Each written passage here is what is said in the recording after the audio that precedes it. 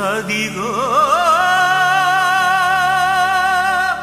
కడబూర ధ్వని మ్రోగు వేళాయను నా ప్రాణనాథా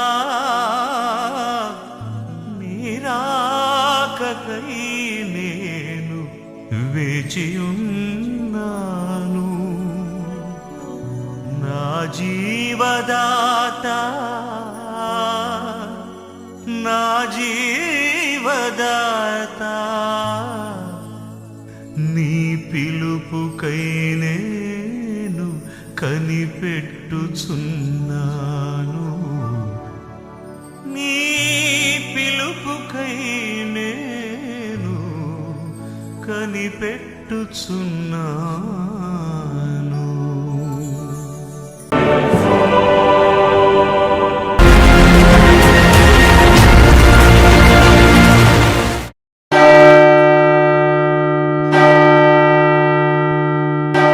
ప్రభువైన యేసుక్రీస్తు నామములో మీ అందరికీ నా హృదయపూర్వక వందనాలు.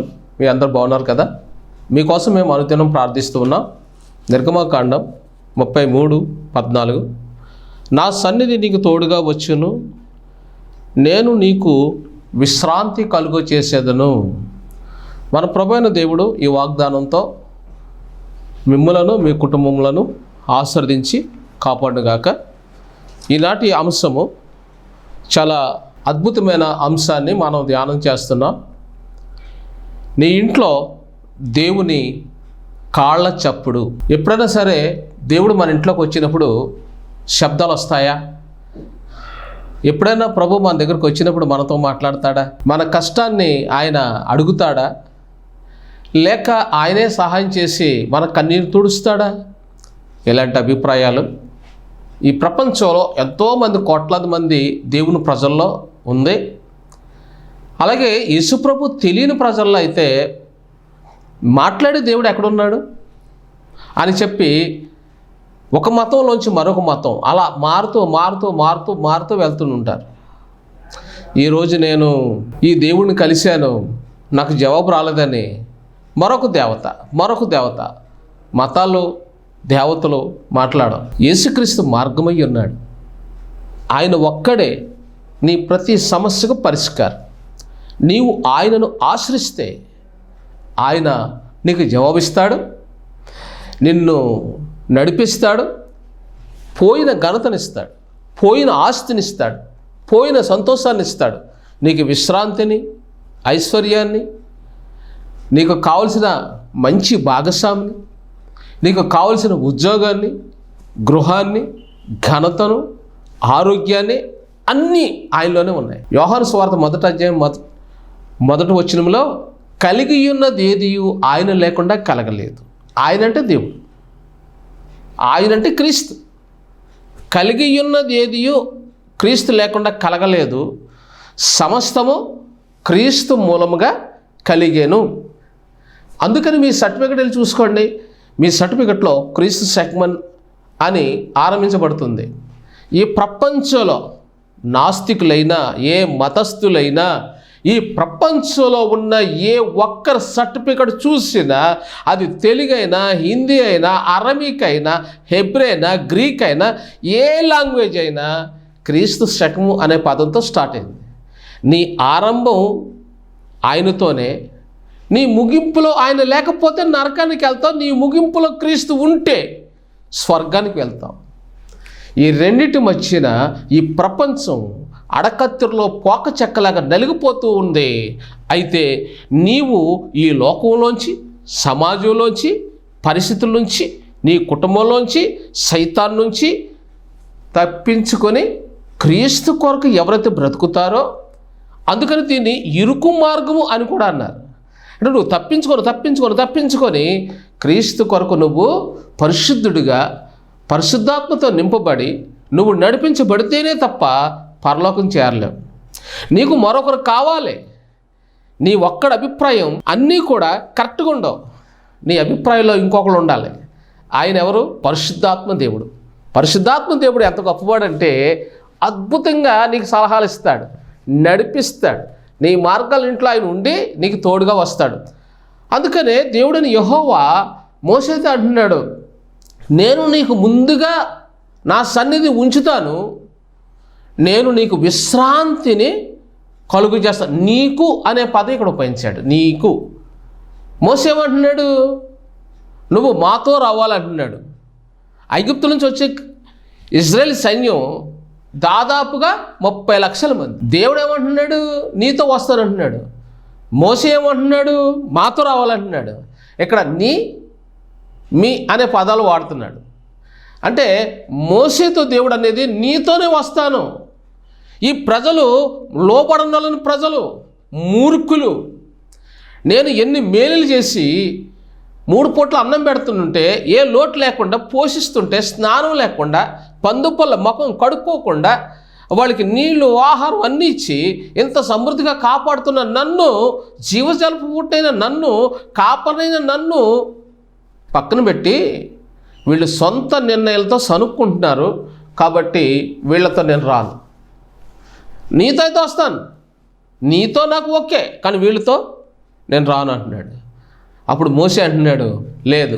మోషే తన్ను హెచ్చించుకోవడం లేదు, తనతో వచ్చే సంఘాన్ని హెచ్చిస్తున్నాడు, సంఘాన్ని గణపరుస్తూ ఉన్నాడు, సంఘాన్ని ముందు పెడుతున్నాడు.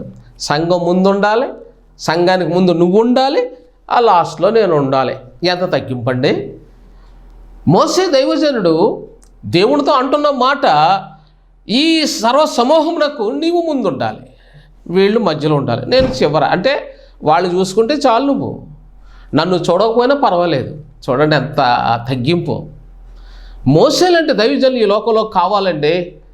మోషే లాంటి త్యాగశీలులు ఈ లోకంలో ఉంటే వారు రూపాంతర కొండ మీద, రెండో రాకడ మీద యేసుక్రీస్తుని కలుసుకుంటారు మధ్యాకాశంలో. ఈ అభిప్రాయం ఉంది కాబట్టి ఇదే అభిప్రాయం రూపాంతర కొండ మీద ఏకాంతంగా తన 3 శిష్యుల ముందు రూపాంతరం చెందిన క్రీస్తుని కలుసుకునే భాగ్యం ఎవరు కలిగింది? ఈ మోషేకి కలిగింది. ఏలియాకి ఎందుకు కలిగింది? రూపాంతర కొండ మీద దేవుని చూసే అనుభవం. కర్మేల్లో ఒంటరిగా దేవుడితో మాట్లాడే అనుభవం ఆయనకు ఉంది. కర్మేల్లో దేవుని శక్తి ఉంది, దేవుని సన్నిధి ఉంది. అతను ఒంటరిగా గడిపాడు. దేవుడు ప్రత్యక్షత కొరకు ప్రతి దినము కనిపెట్టేవాడు. దేవుని మహిమను ప్రతి దినము చూసిన మోసే వంటి వాడు మరొకడు లేడు అని ద్వితీయోపదేశకాండం చివరిలో, ముగింపులో, చివరి వచనంలో రాశారు. అంటే మోసే దేవుని ప్రత్యక్షత కొరకు అతను ఏం చేశాడు? చివరి 40 సంవత్సరాలు దేవునితోనే తన సమయాన్ని హెచ్చించాడు.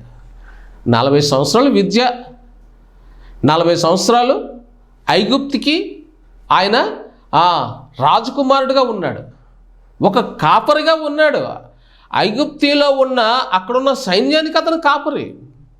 మరో 40 సంవత్సరాలు గొర్రెల కాపరి, మరో 40 సంవత్సరాలు దేవుని పిల్లలను నడిపించడానికి దేవునికి యాజకుడిగా, ప్రవక్తగా, దేవునికి నిజమైన సేవకుడిగా, దేవుని ప్రత్యక్షతలో నీతిమంతుడిగా, కాపరిగా దేవుడు అతన్ని ఏం చేశాడు? వాడుకున్నాడు. అంటే 3 కాపరత్వాలు మోసేలో ఉన్నాయి. మొదట కాపరి ఐగుప్తి సైన్యానికి, రెండో కాపరి గొర్రెల కాపరిగా, మూడో 40, మొదట 40, రెండో 40, మూడో 40. ఈ మూడో 40లో ఇతనికి 30 లక్షల మందిని హెచ్చిస్తున్నాడు. అంటే కారణం ఏమిటి? ఇతడు ముందు ఐగుప్తులో నమ్మకంగా ఉన్నాడు, పేరు సంపాదించాడు, ఐగుప్తు రాజధాని కట్టాడు, మంచి రైటర్, ఒక గొప్ప నాయకుడు, విరామం లేకుండా కష్టపడే నాయకుడు.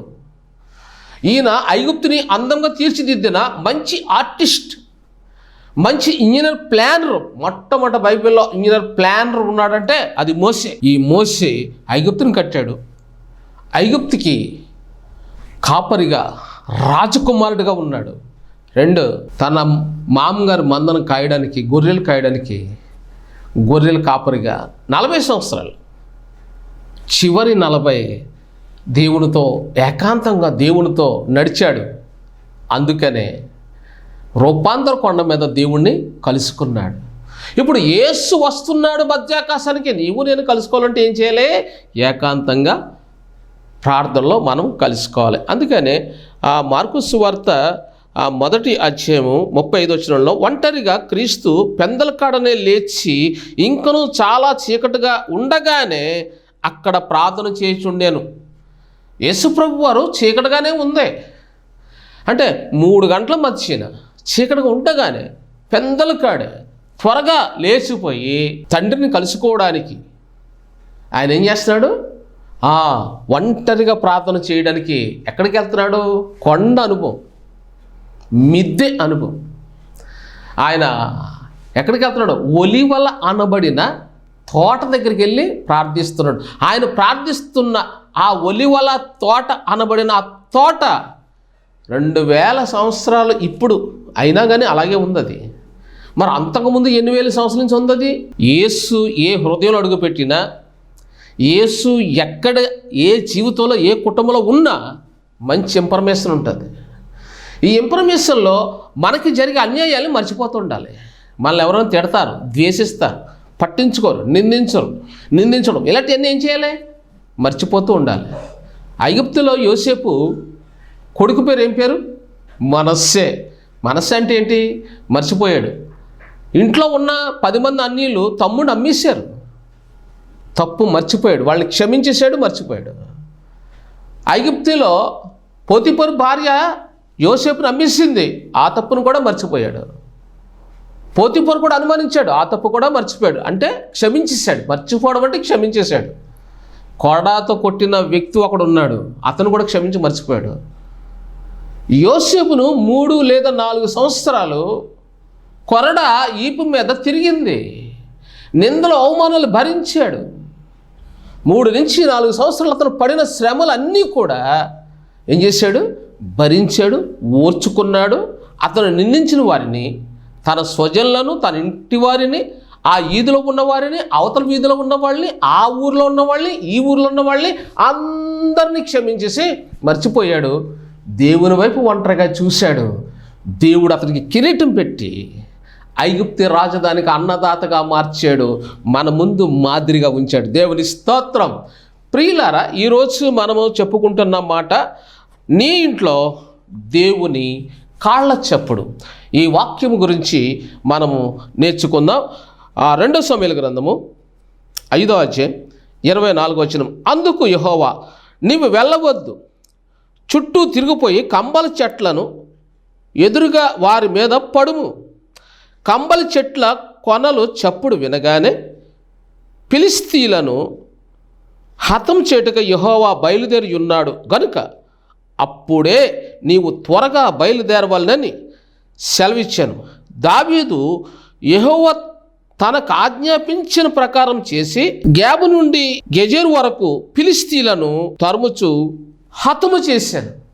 ఇక్కడ చాలా అద్భుతమైన మాట ఈ 2 సమూయేలు గ్రంథము 5:24లో రాస్తాం. ఇప్పుడు మనము మొదటి దినవృత్తాంతాలు 14వ అధ్యాయం 14వ వచనం కూడా మనం ధ్యానం చేద్దాం. దావీదు తిరిగి దేవుని యొద్ద విచారణ చేశాను. అందుకు దేవుడు, నీవు వారిని తరుము, కొనిపోక వారిని తప్పించుకొని చుట్టూ తిరిగి కంబలి చెట్లకు ఎదురుగా నిలిచి కంబలి చెట్ల కొనల యందు కాళ్ళ చప్పుడు నీకు వినబడినప్పుడు వారితో యుద్ధము కలుపుటకై బయలుదేరి వారి మీద పడుము. ఆ చప్పుడు వినబడినప్పుడు ఫిలిష్తీయుల దండును హతం చేయుటకై దేవుడు నీకు ముందుగా బయలుదేరుచున్నాడని తెలుసుకొనుమని చెప్పాను. దేవుడు తనకు సెలవిచ్చిన ప్రకారం దావీదు చేయగా ఇశ్రాయేలు ఫిలిష్తీయుల సైన్యము గిబియోను మొదలుకొని గజేరు వరకు తరిమి హతము చేసిరి. కాబట్టి దావీదు కీర్తి ఇశ్రాయేల్ ప్రదేశములంతటా ప్రసిద్ధి ఆయన. యెహోవా అతని భయము అన్యజనులకందరికీ కలగచేశాను. దేవునికి మహిమ కలుగును గాక. ఇక్కడ దేవుడు అద్భుతంగా మాట్లాడుతూ ఉన్నాడు. ఏంటి అద్భుతమైన మాటలు అని అంటే, ఫిలిష్తీయులు అనేవాళ్ళు మన ముందే ఉన్నారు ఈరోజు. ఫిలిష్తీయులు అని అంటే దానికి అర్థం ఏమిటి? మన ఇంట్లో ఎవరైతే మారు మనసు పొందలేదో వాళ్ళు ఫిలిష్తీయులు. మనల్ని ఎవరైతే నిందిస్తారో వాళ్ళు ఫిలిష్తీయులు. మనల్ని ఎవరు ద్వేషిస్తారో వాళ్ళు ఫిలిష్తీయులు. మనల్ని అవమానపరిచేవారు, మనల్ని సిగ్గుపరిచేవారు, మనల్ని ద్వేషించేవారు, మనల్ని ఇబ్బందులు పాలు చేసేవారు, వీళ్ళందరూ ఫిలిష్తీయులు. ఈ ఫిలిష్తీయుల్లోనే ఇంకొక ఫిలిష్తీ కూడా ఉంటుంది. అది ఎవరంటే రోగము. కొన్ని వ్యాధులు మనల్ని బెదిరిస్తూ ఉంటాయి. ఫర్ ఎగ్జాంపుల్గా షుగర్ ఉందనుకోండి, మళ్ళీ బెదిరిస్తారు, నువ్వు అది తినకూడదు, ఇది తినకూడదు అంటారు. నువ్వు ప్రార్థన చేసుకుంది అంటే ఏ భయమూ లేదు. కొంతమంది బీపీ ఉంటుంది, ఇది తినకూడదు అంటే అది కూడా ఫిలిష్తీయే, అది కూడా గొలియాతే.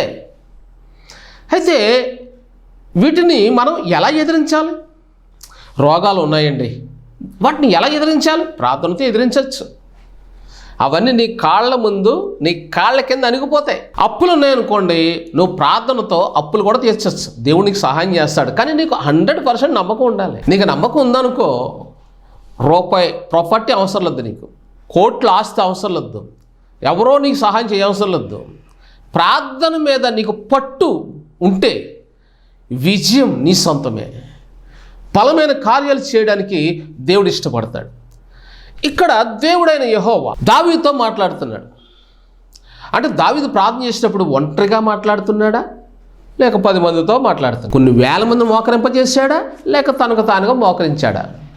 తన ఇంట్లో వాళ్ళందరూ మోకరింపజేశాడా, తను ఒక్కడే ఒంటరిగా మోకరించాడా? ఈ ప్రశ్నకు జవాబు తన కుటుంబంలో, ఆ చుట్టుపక్కల ఉన్నవారిలో, తన సంఘంలో, తన పిల్లల్లో, తన భార్య కానీ ఎవ్వరూ అతనితో ఏకీవించలేదు. కానీ ఒంటరిగా మోకరించాడు, ఒంటరిగా ప్రార్థిస్తున్నాడు. అతను ఒంటరిగా ప్రార్థన చేసేటప్పుడు దేవుడు దావీదు ప్రార్థన విన్నాడు.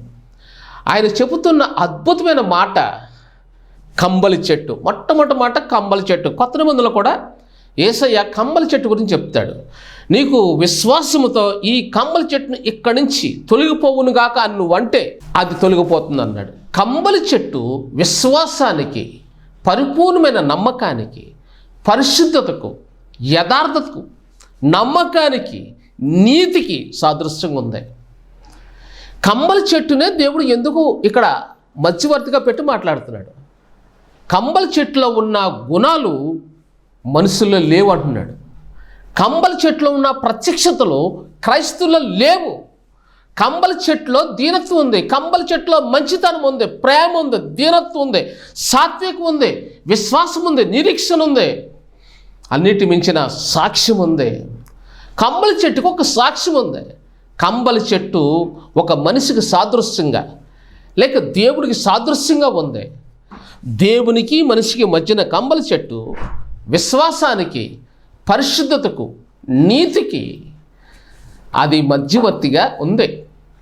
అయితే నీతి అనేది, పరిశుద్ధత అనేది, ఏకాంతము అనేది క్రైస్తవ జీవితంలో ఎక్కడైతే ఉంటుందో, పరిపూర్ణమైన నమ్మకత్వం ఎప్పుడైతే ఒక వ్యక్తిలో ఉంటుందో, అతడు ప్రార్థన చేసిన వెంటనే దేవుని ప్రత్యక్షత, దేవుని శబ్దాలు అతను ముందే వినబడుతూ ఉంటాయి. సర్వసాధారణంగా మీరు చాలాసార్లు ప్రార్థన చేశారు.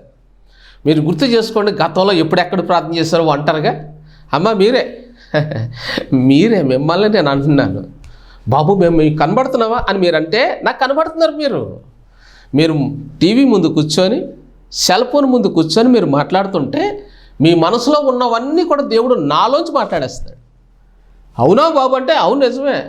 ఈరోజు నువ్వు ఈ విషయం తెలుసుకోమ్మా, మీరు ఎన్నోసార్లు ప్రార్థన చేశారు కదా, మీరే అప్పుడు మీకు ఎవరో వచ్చినట్టు అనిపించింది, ఎవరో తలుపు తట్టినట్టు అనిపించింది, ఎవరో కూర్చున్నట్టు అనిపించింది, ఎవరో మిమ్మల్ని పిలిచినట్టు అనిపించింది. అమ్మా నయోమి, అమ్మా రూతమ్మ, హలో నా కుమారుడా, నా కుమారి అని పిలిచినట్టు నీకు అనిపించింది కదా, అది ఎవరో కాదు, సాక్షాత్తు ప్రభువే, ప్రభు అయిన క్రీస్తే నీ ముందుకు వచ్చాడు. అలా వచ్చినప్పుడు మనం ఏం చేస్తామంటే ప్రార్థన చేస్తాం, కళ్ళు తెరిచేస్తాం. కొన్ని సందర్భాల్లో దేవుడు చెట్ల మించి వస్తాడు. అలా వచ్చేటప్పుడు ఆయన ఏ చెట్టు మీదకి దిగుతాడు అంటే కంబల చెట్టు మీద దిగుతాడు. మన చుట్టూ కంబల చెట్లు లేవు, మన చెట్ల మీద కూడా ఆయన దిగి వస్తాడు. ఆయన ఆకుల మీద నడుస్తాడు, పైన కొమ్మల మించి నడుస్తాడు, మేఘాల్లోంచి వస్తాడు. చెట్టు కొమ్మలు ఆయనకి మెట్లు.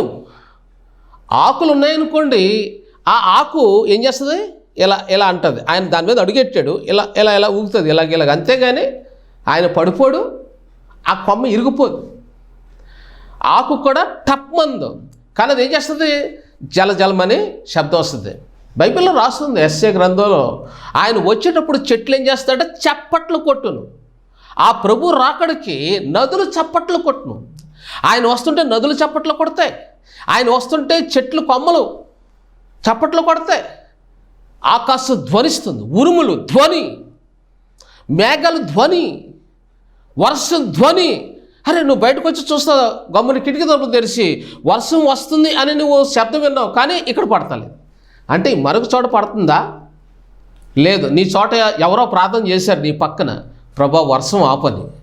కాబట్టి వర్షం పడుతుంది, మరో చోట పడుతుంది, నీకు శబ్దం వినబడుతుంది, కానీ నీ దగ్గర పడతలేదు. అంటే నీ పక్కన ఇంకొక ఆమె లేక మరో సోదరుడు ప్రార్థన చేస్తున్నాడు, అతను ప్రార్థనకు జవాబు ఇస్తున్నాడు. ఎలా? వర్షం పడుతుంది మరొక చోట, అతని చోట పడతలేదు. అంటే ఒక వర్షాన్నే ఆయన పంపుతున్నను తెలియజేసే ముందు శబ్దాన్ని పంపినప్పుడు నువ్వు వింటావు, కళ్ళతో చూస్తావు. మరి అలాంటప్పుడు నీ కన్నీరు మరకలు తొడవడు ఆయన? నీ అవమానాన్ని ఆశీర్వాదకరంగా మార్చడా? నీ అవమానాన్ని ఆశీర్వాదకరంగా మార్చే దేవుడే మన దేవుడు. ఇక్కడ ఫిలిష్తీయులు అనేవాళ్ళు, దాని అర్థం ఏంటంటే నిత్యము అవమానపరిచేవారు, నిత్యము మాటలతో గాయపరిచేవారు, ద్వేషించేవారు, దూషించేవారు, అవమానపరిచేవారు, నీలో ఉన్న సహనాన్ని పరీక్షించేవారు. నిన్ను బాధించే రోగాలు ఉన్నాయి, అవి కూడా ఫిలిష్తీయులే. నీకు ఆర్థిక సమస్యలు ఉన్నాయి, అది కూడా ఫిలిష్తీయులే. నేను అవమానపరిచేది, నిన్ను ద్వేషించేది, నీ కరువు, నీ అవమానం, ఇవన్నీ ఫిలిష్తీయులే. అయితే నువ్వు ఒక పని చేయాలి, ఏకాంతంగా ప్రార్థన చేయాలి. ఇక్కడ దావీదు ఏకాంతంగా ప్రార్థన చేస్తున్నాడు. అప్పుడు దేవుడు ఇస్తున్న జవాబు ఏంటంటే, నేను కంబలి చెట్టు దగ్గరికి వస్తాను, ఆ చెట్టు మీద కాళ్ళ చప్పుడు. మాట స్పష్టంగా రాస్తుంది ఇక్కడ. మొదటి దినవృత్తాంతాలు 14:15 కంబలి చెట్ల కొనల యందు కాళ్ళ చప్పుడు. మొదటి దినవృత్తాంతం 14:15 కాళ్ళ చప్పుడు. అంటే ఎవరి కాళ్ళ చప్పుడు? యేసయ్య కాళ్ళ చప్పుడు. ఆయన నీ ఇంట్లోకి వస్తాడు నువ్వు ప్రార్థన చేస్తుంటే. నువ్వు ఎప్పుడైతే ఒంటరిగా ఉంటావు అప్పుడు వస్తాడు. అంటే 10 మంది ఉంటే రాడా? 10 మంది ఉన్నా వస్తాడు, 1000 మంది ఉన్నా వస్తాడు, 1,00,000 మంది ఉన్నా వస్తాడు. కానీ నువ్వు ఒంటరిగా ఉండే సమయాలు ఎక్కువ. ఒంటరిగా ఉన్నప్పుడు నీ వ్యక్తిగత విషయాల్ని ఆయన పట్టించుకుంటాడు, వ్యక్తిగతంగా నీ కన్నీరు చూస్తాడు. చూసి అమ్మ అడుగు, ఇప్పుడు నేను నీ దగ్గరకు వచ్చి కూర్చున్నాను, చెప్పు తండ్రి నా బెడ్ను మార్చు. అలాగే సరే మారుస్తాను. నువ్వేం చేయాలి? నమ్మాలి. డాక్టర్ గారు నీ కూతురు బాగు చేస్తాను నేను అన్నప్పుడు మనం ఏం చేస్తాం? నమ్ముతాం. ఒక డాక్టర్ మాట నువ్వు నమ్ముతావే, మరి దేవుడి మాట ఎందుకు నమ్మవు? నువ్వు నమ్మలేదు కాబట్టి నీ పిల్లలు ఇంకా మారలేదు. నువ్వు నమ్మాలి.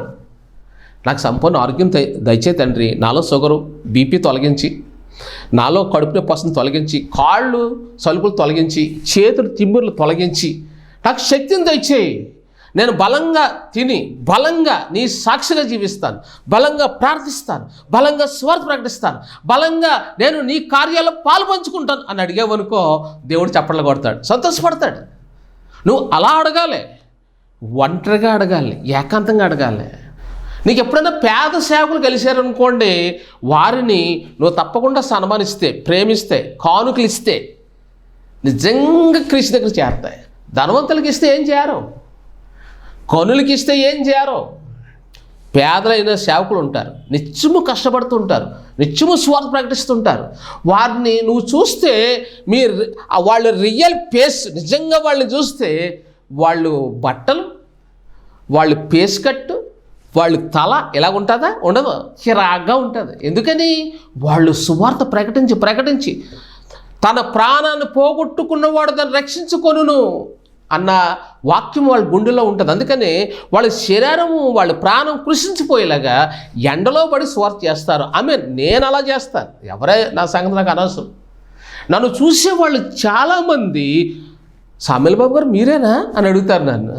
అవును నేనే అంటాను. ఎందుకంటే ఇలా మీ ముందు ఉన్నప్పుడు శుభ్రంగా ఉంటాను. మరి రోడ్ల మీద నన్ను ఎవడు పట్టించుకుంటాడు? ఉదయం స్వార్థ ప్రకటించాను, మధ్యాహ్నం స్వార్థ ప్రకటించాను, సాయంత్రం ప్రకటించాను, ఇంటికి వచ్చాను 12 అయింది. 200 కిలోమీటర్లు డ్రైవింగ్ చేశాను, స్వార్థ ప్రకటించాను. నాకు పొద్దున బ్రేక్ఫాస్ట్ లేదు, మధ్యాహ్నం భోజనం లేదు, సాయంత్రం భోజనం లేదు, 4 గంటలకు టీ లేదు. ఏ అమ్మ చూస్తుంది నన్ను? ఎవరు చూస్తారు? అయ్యా మీరు ఎందుకు అలా చేస్తున్నారు? ఆ దేవుని కృప పొందడానికి. ఆ ప్రభు నా కోసం మరణించాడు, ఆ ప్రభు నా కోసం తన సర్వాన్ని త్యాగం చేశాడు. అందుకని నేను కూడా ఆయన కొరకు చనిపోవాలని ఆశపడుతున్నాను. నేను కూడా నా శరీరానికి త్యాగం చేయాలని ఆశపడుతున్నాను. అందుకని పరిగెడుతున్నాను. అందుకనే నన్ను చూసి ఎవరైనా సరే కొంతమంది తల్లులు ప్రేమతో పిలిచి, బాబు ఈ కానుక ఉంచుకొని 1000-2000 ఇచ్చినప్పుడు నేను ఇలా స్వార్థం ప్రకటిస్తుంటాను, ఇలాంటి వాటికి ఉపయోగిస్తాను. అవి కూడా నేను తిన్ను. ఇలా చేసి లేని వాళ్ళకి పంచిపెడుతుంటాను. కానీ క్రైస్తవ జీవితంలో బ్రతికినంతకాలం 50 సంవత్సరాలు, 60 సంవత్సరాలు, 70 సంవత్సరాలు రోజు యుద్ధమే. యుద్ధంలో నీకు విజయం రావాలంటే ఇలా ప్రార్థన చేయాలి. దావీదు ఎలా ప్రార్థన చేస్తే దేవుడు వచ్చాడో తెలుసా? అస్సలైన విజయం ఇక్కడ ఉందండి. చాలామంది గొలియాతు దగ్గరికి వెళ్ళిపోయి గొలియాతుని చంపాడు కాబట్టి విజయం వచ్చింది. గొలియాతుని చంపినప్పుడు దావీదు వయసు బాలుడు. ఇక్కడ యవ్వన దశలో వచ్చినప్పుడు ఈ విజయాన్ని సాధించిన గొప్ప విజయం వెనకాల మందసం ఉంది.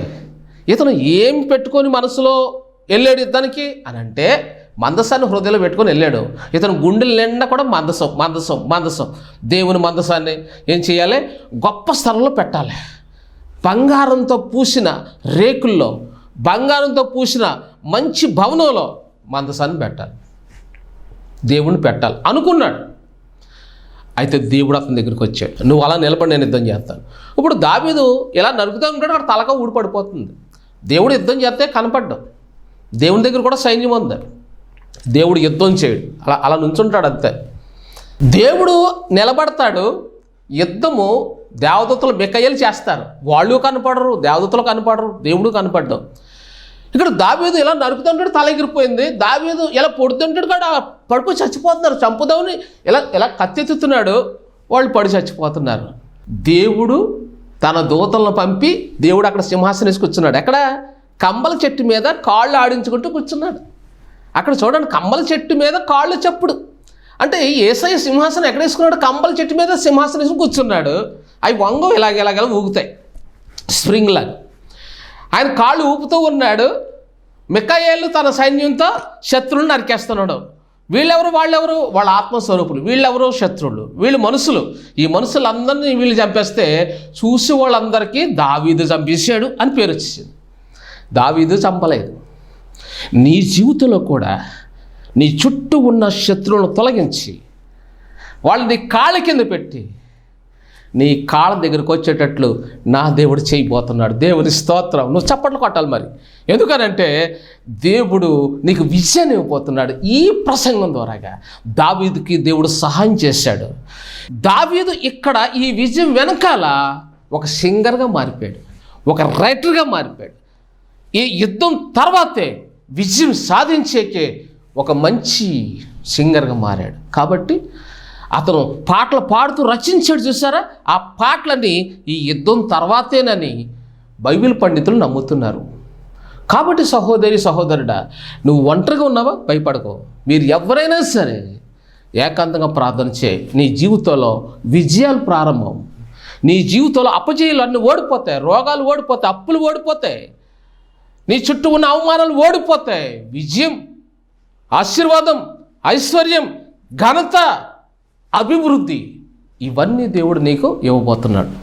కాబట్టి ఈరోజు మీరు ఈ వాక్యంలో మీరు తెలుసుకోవాల్సిన గొప్ప మాట ఏమిటి? నీ ఇంట్లో దేవుని కాళ్ళ చప్పుడు, నీ జీవితంలో దేవుని కాళ్ళ చప్పుడు నీకు వినపడాలంటే నువ్వు ఒంటరిగా మోసేతో దేవుడు మాట్లాడిన దేవుడు ఈరోజు నీతో మాట్లాడుతున్నాడు. ఒంటరిగా ఉన్నాడు మోసే, నేను నీతో కూడా వస్తాను అంటే ఆయన ఏమంటున్నాడు? నాతో కాదు, మా కుటుంబం అందరితో, మా సంఘం అందరితో రావాలి అంటున్నాడు. నేను రాను అంటున్నాడు. ఏ అంటే వాళ్ళు పాపాలు ఉన్నాయి, వాళ్ళ దోషాలు ఉన్నాయి, వదిలేమని, అప్పుడు నేను వస్తాను. కాబట్టి నీ పాత బ్రతుకుని విడిచిపెడితే యేసు వస్తాడు, నీ పక్షంలో యుద్ధం చేస్తాడు, నీకు సహాయం చేస్తాడు, నీ ఆశీర్వదిస్తాడు. దేవుడి మాటలు దీవించను గాక. పరిశుద్ధ ఈ వాక్యం బిడ్డలు దీవించండి. ప్రతి గృహంలో ప్రతి కుటుంబాన్ని మీరు ప్రవేశించి ఆశీర్వదించండి. యేసు నామములో ప్రార్థిస్తున్నాం తండ్రి. వందనాలు. యేసులో కొనసాగెదన్, యేసుతో కొనసాగెదన్, కొండలైన లోయలైన యేసుతో కొనసాగెదన్.